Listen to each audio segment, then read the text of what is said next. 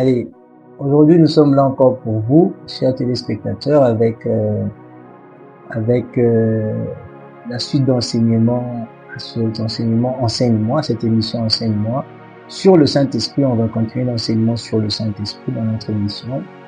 Et on va vous apporter un nouveau sujet en compagnie de mon frère Gaël, qui est là, le berger Gaël. D'ailleurs, que je salue, bonsoir berger. Et en compagnie de lui, on va vous aborder sur un sujet encore important qui concerne le Saint-Esprit. Les fois passées, nous avons vu un élément sur qui est le Saint-Esprit. Nous avons vu un élément sur comment recevoir le Saint-Esprit. Et aujourd'hui, nous allons percer le sens de pourquoi le Saint-Esprit nous a-t-il été donné. Pourquoi Dieu nous donne le Saint-Esprit? Pourquoi Dieu veut que nous recevions le Saint-Esprit? Vous allez comprendre que c'est vraiment pour notre intérêt. C'est une marque d'amour de Dieu pour nous. Et c'est ce que vous allez remarquer. Donc je vous prie d'être attentifs pendant les quelques 30, 40, 45 minutes maximum qui vont suivre ici, sauf si Dieu juge contrairement. Mais nous espérons faire moins de temps.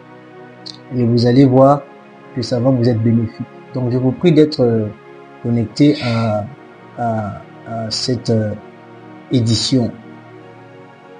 Alors, sans plus tarder, berger, on va regarder dans le livre de Genèse. Déjà, quand Dieu est en train de créer l'homme, pourquoi est-ce que Dieu nous donne le Saint-Esprit? Je vais aller rapidement dans le chapitre 1, dans le verset 26e. Alors la Bible dit, puis Dieu dit, faisons l'homme à notre image, selon notre ressemblance, et qu'il domine sur les poissons de la mer, sur les oiseaux du ciel, sur le bétail, sur toute la terre et sur tous les reptiles qui rampent sur la terre. Dieu créa l'homme à son image, il le créa à l'image de Dieu. Il créa l'homme et la femme. Dieu les bénit et Dieu leur dit, soyez féconds, multipliez, remplissez la terre et la sujettissez. Et dominez sur les poissons de la mer, sur les oiseaux du ciel et sur tout animal qui se meut sur la terre. On peut rester sur ce passage déjà, avant d'aller voir d'autres passages qui vont nous faire chuter sur l'esprit. Peut-être d'autres passages on ne va pas lire, on va juste passer. Certains, un seul, peut-être je pense qu'on pourra encore lire un deuxième, et les autres on va les citer, on va passer. Alors, berger, je veux que tu constates avec moi que la création de l'homme, c'est l'œuvre la plus parfaite que Dieu ait jamais faite. Quand il est en train de créer l'homme. Dieu n'a jamais mis, en fait, il a mis son cœur dans chaque créature. Mais quand on arrive à l'homme, Dieu n'a pas mis seulement son cœur, il a mis tout son être dedans. Au point de dire que cette fois-ci, il faut que je crée quelque chose qui soit exactement comme moi. Tu comprends? La création de l'homme, c'est la seule création à laquelle Dieu s'identifie. Dieu n'est pas s'identifié au lion, ne s'est pas identifié au lion, ne s'est pas identifié aux arbres, ni aux poissons, ni aux oiseaux. Mais Dieu va s'identifier à l'homme. Ça veut dire que quand tu vois l'homme, tu vois l'identité de Dieu. En réalité, si quelqu'un veut connaître l'homme, veut connaître Dieu, il n'a qu'à voir l'homme. En fait, va chez l'homme et puis tu vois comment Dieu est. Quand tu vois l'homme, tu vois exactement Dieu. Dieu a créé l'homme dans une position inestimable de prix. Donc, tu vas voir, quand il est créé, il dit, cette fois-ci, faisons quelque chose qui ressemble à nous-mêmes. Que ce soit comme nous. Tu vois, comme nous. Et il dit, faisons l'homme à notre image, selon notre ressemblance. Et qu'il domine sur les poissons de la mer, sur les oiseaux. Quand Dieu dit, ouais, c'est très important la logique des mots dans la Bible. Il dit, faisons l'homme à notre image. Il ajoute à notre ressemblance, et qu'il domine. C'est ça l'image de Dieu. tu ne ressembles pas à Dieu tant que tu ne domines pas. Tu n'es pas à l'image de Dieu tant que tu ne domines pas. Tu ne domines pas la maladie, tu ne domines pas la peur, tu ne domines pas la pauvreté, tu ne domines pas les échecs, tu ne domines pas le péché, tu ne domines pas, tu ne ressembles pas à Dieu. C'est pas ça l'image de Dieu. Et qu'il domine sur tout ce que j'ai créé, qui existe. Tout. Pourquoi tu dois dominer sur tout? C'est parce que tu es créé à l'image de Dieu. Et Dieu, dans son image, il domine sur tout. Il est Dieu. Pour ça, c'est parce qu'il domine sur tout. Et puisque toi, tu es créé à son image, tu dois dominer sur tout. Quand on dit tout, c'est tout. Ça veut dire, cette introduction est très importante pour que les gens comprennent pourquoi nous recevons le Saint-Esprit. Ça veut dire que la maladie ne peut rien contre l'homme. À un moment donné, tu comprends que l'homme meurt, l'homme doit mourir parce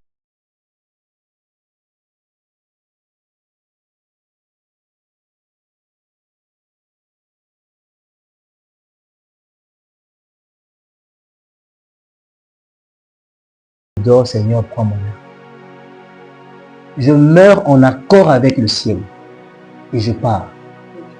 Parce que je suis rassasié, 90 ans, les enfants sont fatigués de tout le temps soulever papa et tout ça. Bon, maintenant je vais partir. Je vous laisse en paix, vous avez grandi, j'ai vu tout ce que vous êtes devenus. On va se revoir de l'autre côté. Seigneur, prends mon âme. Non pas que, non, il a seulement commencé à tousser. Et puis il est mort. Non, il a fait la fièvre rapidement, et puis il est mort. Tu domines sur tout. Tu peux même choisir comment mourir. Si tu veux par un accident, si tu veux par la maladie là toi-même, dis comment mourir. Tu domines sur tout, même sur la façon dont tu meurs.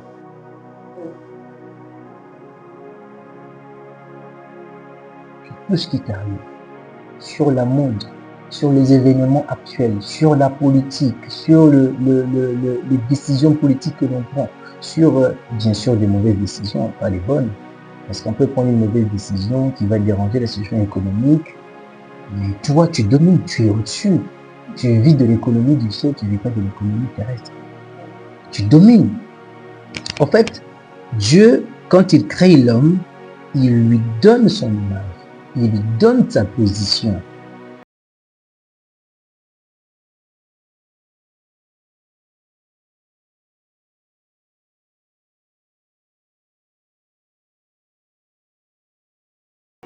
L'homme est créé Dieu avec grand D.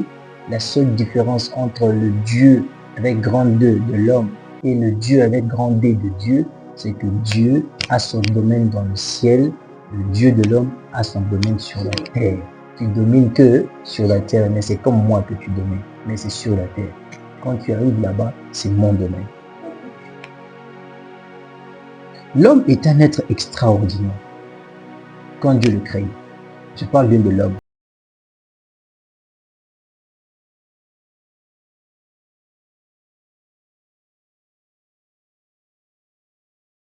On insiste, Dieu créa l'homme à son image. Il le créa à l'image de Dieu. On insiste. Il était exactement comme Dieu. Ce qui veut dire aussi que l'homme, quand il a été créé, il était invisible. C'était totalement Dieu. L'homme, cet homme, quand on le crée, il est invisible. Il n'est pas visible. Il est totalement à l'image de Dieu. Il est totalement comme Dieu. Il a la patience de Dieu. Il a la bonté de Dieu. Il a le cœur de Dieu. Il a la générosité de Dieu.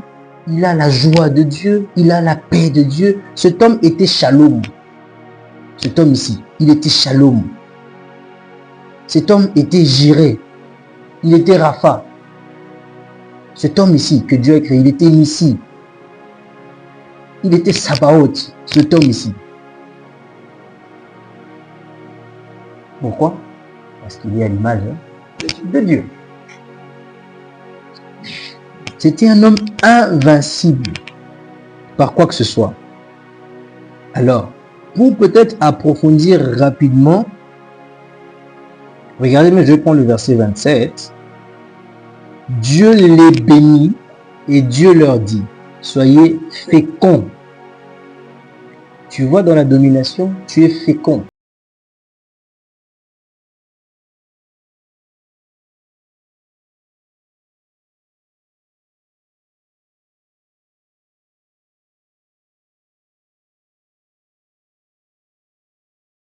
Tu as une épouse ou un époux, tu es fécond dans tes affaires, tu es fécond dans tes relations, tu es fécond dans... Quand j'imagine cette chose, hein, ça m'amène parfois à croire et à dire que l'homme n'est plus possible. C'est Dieu qui dit. Il dit ça. Dieu aime tellement l'homme, mon ami. Et je prie que les téléspectateurs comprennent ça, que Dieu vous aime. Il vous a tellement aimé. Ne croyez jamais à vous en petite valeur. Non. Croyez en vous en grande valeur. Parce que c'est ce que Dieu veut que vous croyiez de vous. Vous qui me suivez, croyez vraiment en vous en grande valeur. Vous n'êtes pas n'importe qui.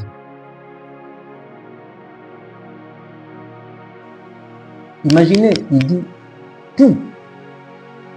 Je pense qu'ils sont en train de suivre. Dieu dit tout est possible à celui qui croit. Vous comprenez ce que ça veut dire? Everything is possible. Tout, sauf rien. Tout est possible à celui qui croit. Tout est possible.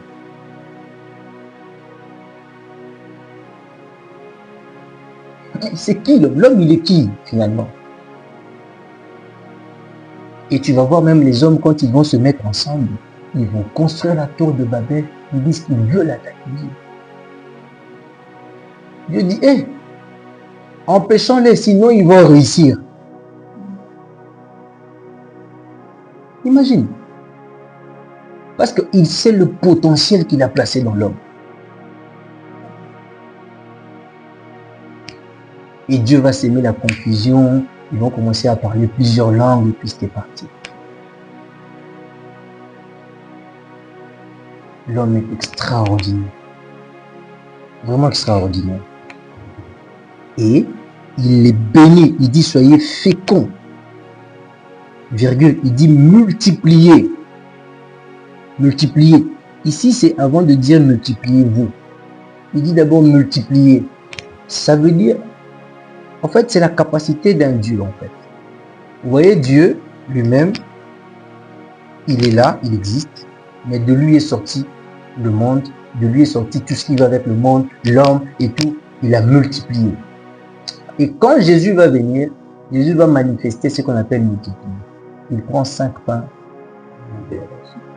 il multiplie.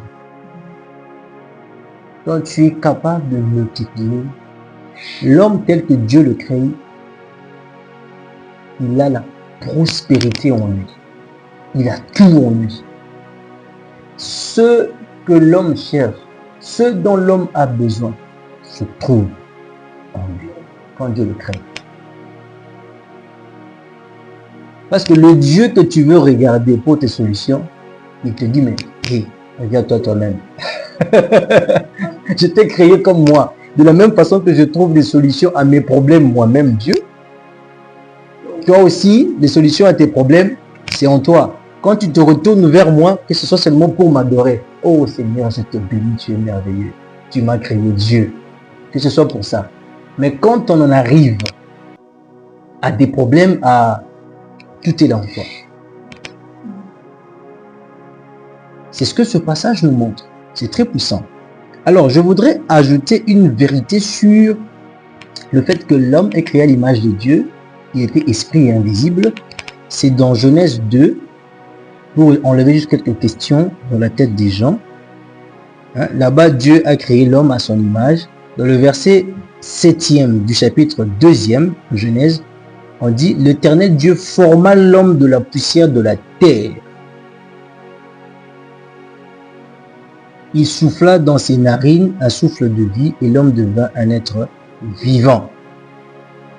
Donc, l'homme a été créé, il était esprit invisible, mais après Dieu a formé l'homme de la poussière de la terre. Cet esprit invisible-là, Dieu a créé un corps Il a mis ça dedans. Alors l'homme était devenu maintenant visible. Le monde des humains.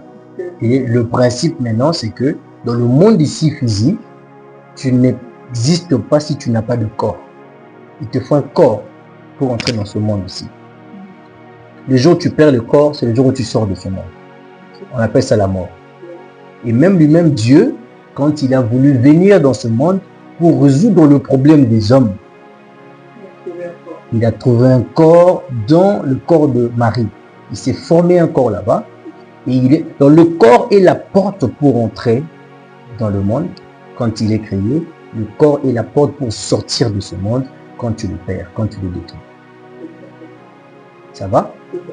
Donc, on spécifie très bien que l'homme est créé à l'image de Dieu avec un pouvoir limité, mais qui dépend totalement du Dieu du ciel. Ok? Alors, maintenant, on va regarder rapidement dans le psaume 8. Psaume chapitre 8. Je pense que c'est le verset 4e. Psaume. Voilà, je suis là. Verset 4e. Alors, là, le psalmiste dit, quand je contemple les cieux, ouvrage de tes mains, la lune et les étoiles que tu as créées, dit quand je contemple tout ça, c'est tellement extraordinaire. Mais il dit, dans le verset 4e, qu'est-ce que l'homme pour que tu te souviennes de lui? Et le fils de l'homme pour que tu prennes garde à lui. Tu l'as fait de peu inférieur à Dieu. Donc, quand je contemple déjà les cieux, tout ça, la lune, le soleil, c'est extraordinairement merveilleux. Mais quand je regarde l'homme, je me demande, mais il est qui cet homme? Comment tu le crées de peu inférieur à Dieu? En fait, il a voulu dire, tu l'as créé comme Dieu, comme toi. Je vais expliquer le mot intérieur là à un moment donné.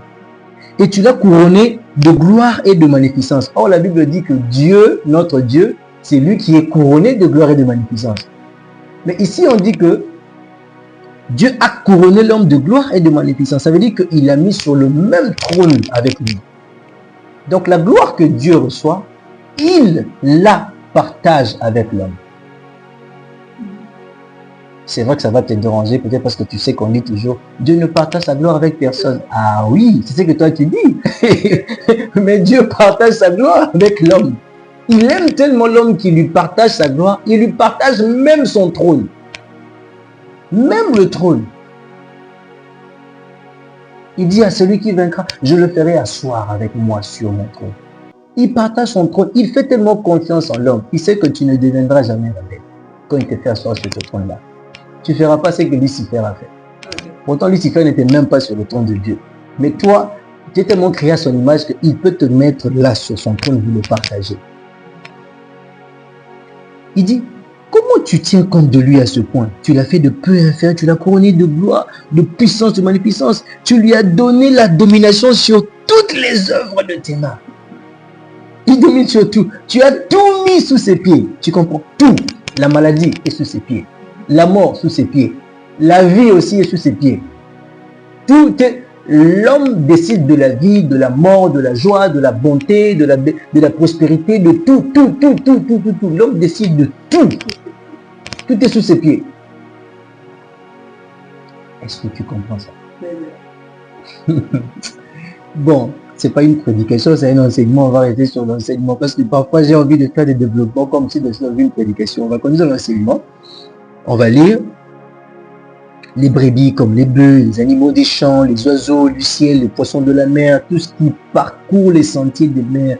Éternel notre Seigneur, que ton nom est magnifique sur toute la terre.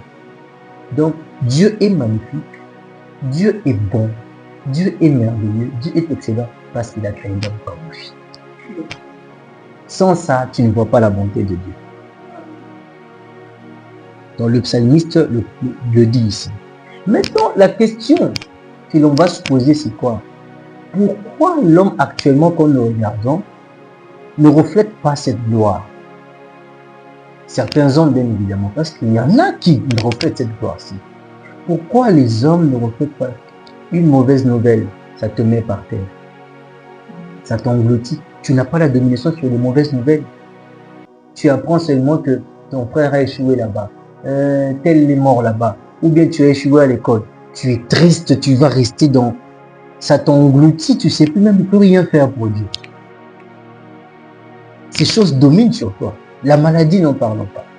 La pauvreté, n'en parlons pas. Parce que, vous savez, la pauvreté, ce n'est pas l'argent. Ok? La pauvreté, ce n'est pas la richesse, ce n'est pas l'argent. La pauvreté, c'est ici. La richesse, c'est là. Ça veut dire que tu peux avoir des millions de dollars et tu frimes, tu es avec moi, j'ai des chaussures déchirées, je suis là. Et là où je sais que je ne suis pas n'importe qui. Donc, même mon attitude, ça te fait peur par rapport à tes millions. Tu dis, ce monsieur, il est qui? C'est quoi qui? C'est pas pour qui? Quand tu vas chez un autre, il tremble comme ça, tu lui jettes 2 dollars. Il dit, oh merci. L'autre là, quand tu lui jettes, il dit, non, tu ne me jettes pas ça. Tu me le donnes et je prends si je veux. Il est riche. Non, c'est toi qui penses qu'il n'a pas. Il a ça. Dans son esprit, il a ça. Lui, il croit qu'il a ça. Et c'est justement en fonction de ça qu'il réagit comme ça.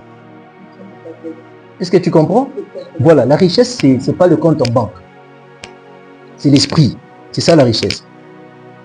Mais non, la pauvreté, ça t'écrase. Manquer l'argent, ça t'écrase. Tu vis en fonction de l'argent que tu peux avoir. Au lieu de vivre en fonction de la divinité qui bouillonne en toi. Et ces choses nous dominent. Quand tu regardes l'homme, il ne reflète pas, ou certains hommes, ils ne reflètent pas ce que nous sommes en train de découvrir ici dans la Bible, toi et moi. Et ça pose un problème. Il faut savoir ça vient d'où. C'est là que nous allons revenir sur le verset 5. Tu l'as fait de peu inférieur à Dieu. Le mot inférieur ne veut pas dire que l'homme, que Dieu est là, l'homme est là. Non, c'est pas ça. L'homme est en bas. Non, c'est pas ça. On a déjà montré que Dieu a créé l'homme exactement.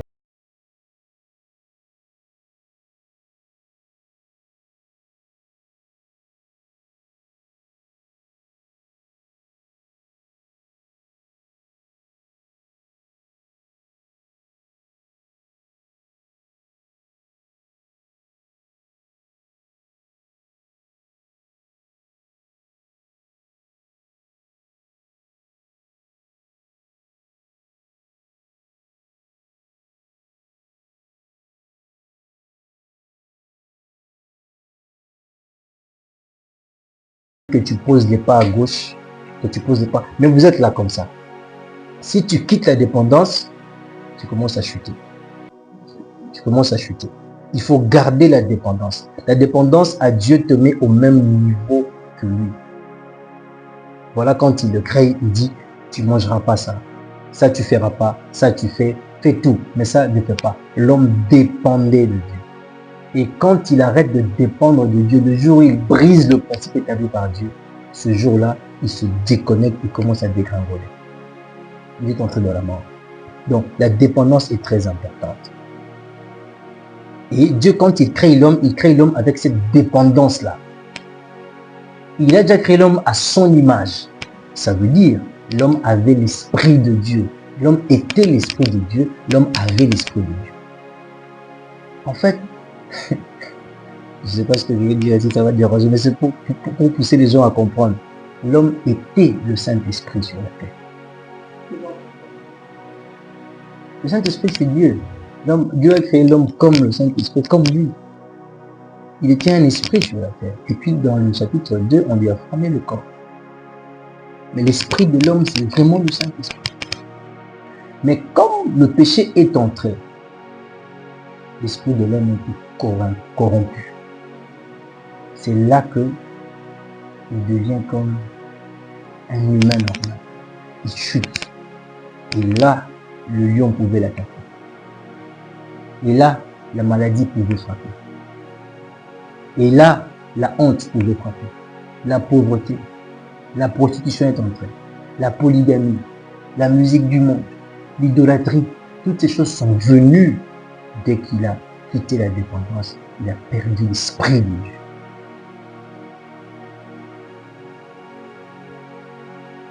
Tu comprends? C'est ça justement cette dépendance-là. Et quand Jésus va venir, quand la chute va se faire dans le livre de Genèse 3, on n'a pas le temps, est-ce qu'on a exploité ça la fois passée? Je ne sais pas trop. Dans le livre de Genèse au chapitre 3e, c'est très intéressant quand même. Tu vas voir, quand ils vont pécher, la Bible dit, il dit à la femme, ah, ok, l'homme répondit, la femme que tu as mise auprès de moi, verset 12, m'a donné de l'arbre. Et l'Éternel Dieu dit à la femme, pourquoi as-tu fait cela? L'Éternel Dieu dit au serpent, verset 14e, puisque tu as fait cela, tu seras maudit entre tout le bétail, entre tous les animaux des champs, tu marcheras sur ton ventre, tu mangeras de la poussière tous les jours de ta vie. 15, je mettrai inimitié entre toi et la femme, entre ta postérité et sa postérité. Celle-ci t'écrasera la tête et tu lui baisseras le talon. Dans le verset 15, Dieu commence à parler de la postérité de la femme et de la postérité du serpent.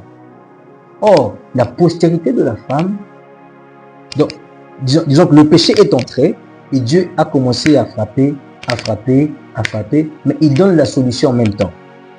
Donc, pour ce que tu as fait, sache que je mettrai une initiée et celle-ci t'écrasera la tête et tu lui baisseras le talon. C'est une solution qu'il peut voir.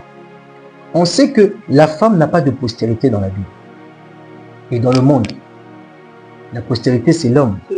Donc l'homme, il vient avec sa sémence. D'ailleurs, dans d'autres versions, on ne dit pas postérité de la femme, on dit la sémence de la femme. Tu vois, ça, elle va t'écraser la tête et toi, tu lui baisseras le talon.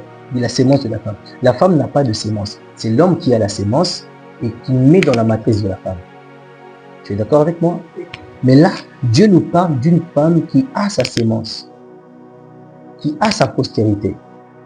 Et plusieurs années plus tard, on va voir une femme avec sa propre sémence.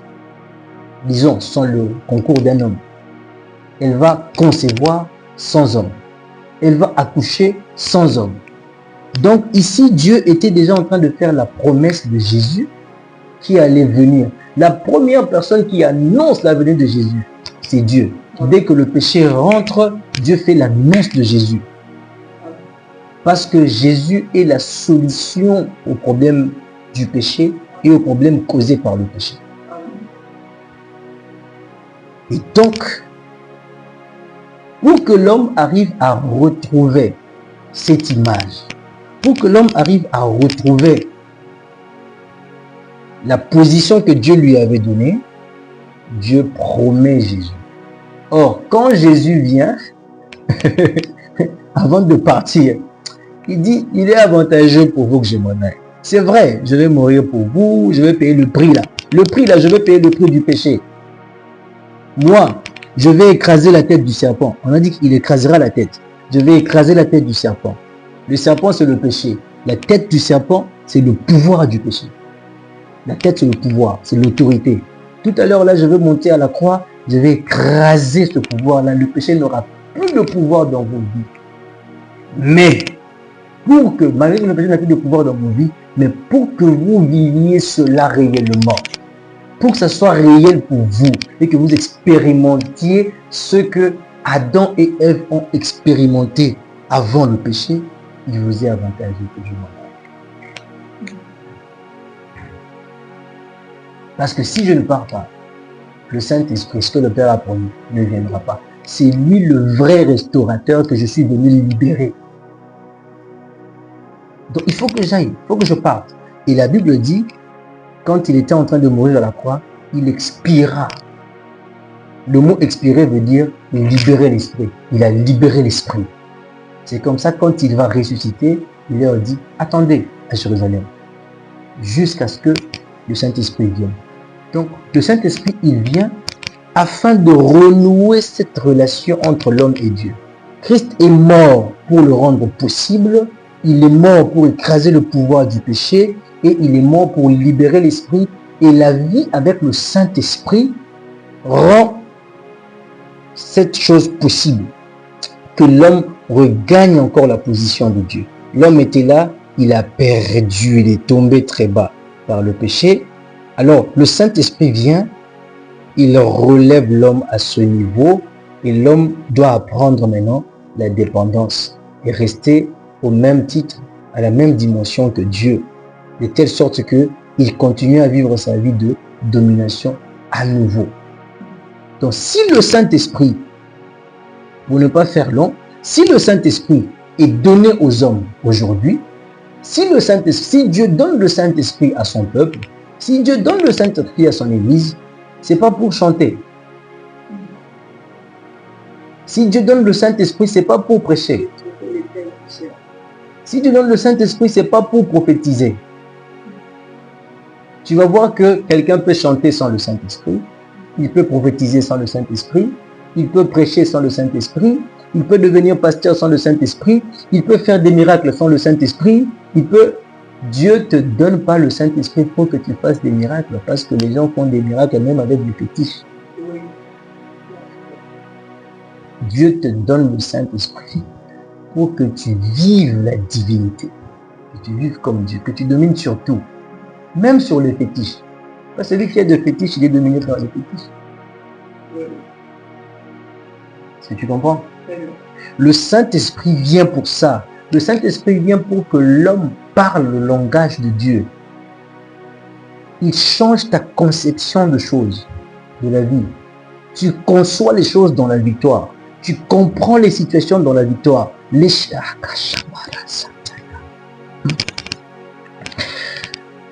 Il y a des mots qui n'existeront plus dans ton dictionnaire, le dictionnaire de ton esprit, de ta reprogrammation. Parce que quand le Saint-Esprit vient, il te fait une reprogrammation de l'esprit, de l'âme, de l'être, du corps, des sentiments, des émotions. Il reprogramme tout. Et dans cette reprogrammation, il y a des choses qui n'existent plus. La déception n'existe plus. Le choc n'existe plus. La honte n'existe plus. La pauvreté n'existe plus. L'impossible n'existe plus. Tu comprends que toute chose concourt au bien de ceux qui aiment Dieu. Ce que toi tu appelles honte, moi j'appelle ça quelque chose qui vient booster quelque chose en moi. Donc toi tu vois la pauvreté, mais moi je vois Dieu en train de tailler mon caractère. Toi tu vois le lien de famille, moi je ne vois pas le lien. Parce qu'ils ne peuvent pas me... La famille ne peut pas me lier. J'appartiens à Dieu, le Saint-Esprit est en moi. Je suis en Dieu, Dieu est en moi. La famille ne peut pas me lier. C'est toi qui vois le lien de famille. Moi je vois autre chose. On ne voit plus de la même façon. J'ai des lunettes maintenant. La Bible dit là au lycée, tu es aveugle, viens acheter auprès de moi du collier afin que tu voies. Tu comprends? J'ai mis du collier, l'onction du Saint-Esprit, c'est sur moi. Je ne vois pas les choses comme toi. Je sais voir dans l'esprit le temps de Dieu pour une explosion financière. Dans le temps que je vis actuellement, qui semble être une crise financière pour toi, c'est encore la volonté de Dieu pour moi. Et je suis totalement à l'aise dedans. Du coup, mon langage n'est pas les crises, la conjoncture, ces jours-ci, mais finalement ce pays, mais finalement ces gens, des plaintes tout le temps dans la bouche. Ce n'est plus ça. Tu as un langage victorieux. Tu as un langage rempli d'amour, rempli de paix. Ta bouche est remplie de joie et de vie. Quand tu l'ouvres pour parler, c'est une consolation à quelqu'un. Je parlais à un frère dernièrement, il est venu me voir. Il dit, pasteur, le chômage, ça va pas. Ça va pas vraiment, pasteur, s'il y a une occasion pour moi, aidez-moi, tout ça. Je l'ai fait faire, j'étais indirectement avec toi. Tu n'es pas chômeur. Dieu est avec toi. Ce que tu fais pour Dieu, là, c'est ça même ton travail. Aujourd'hui, il est passé cabinet du ministre, dans le membre du cabinet du ministre de l'Intérieur, et il est maintenant dans l'exécutif du gouvernorat de Kinshasa. Tu vois? Donc, c'est que quand tu ne vois pas la photo globale, tu te critiques. Mais il faut voir ce que Dieu est en train de faire. Mais comment tu vois si tu n'as pas l'esprit de Dieu? Et ton langage ne peut pas. Tu vois, aujourd'hui, tu te plains. Or, quand tu te plains, les choses se font comme tu te plains. Le Saint-Esprit vient pour ramener. C'est que, vous voyez, le message du Saint-Esprit est un message utile, important à la base. Parce que je peux beau t'enseigner la foi. Il faut avoir la foi. Mais cette foi ne tient pas sans le Saint-Esprit. Ça sera une foi qu'il faudra tout le temps soutenir, tout le temps rappeler. Mais quand l'Esprit est en moi, la Bible dit, il vous rappellera tout ce que je vous enseigne. Quand tu vas vouloir chanceler dans la foi et te dire, hey, tu es mon fils, lève-toi. Tout le temps, il est là à l'intérieur, il te parle tout le temps, ça se passe entre lui et toi. C'est extraordinaire.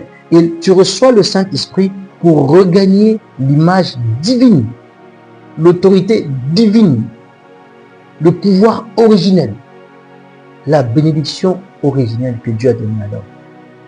Tu vois, c'est la domination. Et le Saint-Esprit vient pour ça. Dieu te donne le Saint-Esprit, il retrouve son homme qu'il a perdu dans le jardin d'Éden. Tout retourne au commencement. On doit retourner. Il n'y aura pas quelque chose de meilleur que Dieu fera après le jardin d'Éden. Il n'y en a pas. Il n'y en a pas. Toute la Bible là, la venue de Jésus, tous les prophètes, la venue de Jésus, c'est pour retourner à ce que Dieu a perdu dans le jardin d'Éden. Il a perdu son homme qu'il avait créé. Voilà pourquoi le deuxième homme qui va être comme ça, c'était Jésus, qu'on appelle le deuxième Adam. Il fallait quelqu'un comme ça, qui paye le prix pour le premier. Parce que l'homme là, il avait déjà chuté, il ne peut pas payer le prix, c'est fini. Il fallait un homme parfait. Et Jésus est venu, le deuxième Adam, et c'est lui qui a payé le prix pour le premier. Et il nous ramène. Tu comprends? C'est vraiment extraordinaire. Vraiment... Donc, le Saint-Esprit vient pour ça. Ça ne change pas. Donc, je pense que téléspectateurs, chers téléspectateurs, vous avez compris à peu près. Vous comprenez que chercher le Saint-Esprit, chercher à recevoir le Saint-Esprit, c'est utile, c'est primordial, c'est vital pour votre foi, pour ma foi, pour la foi de mon frère le berger qui est là, pour la foi de nous tous.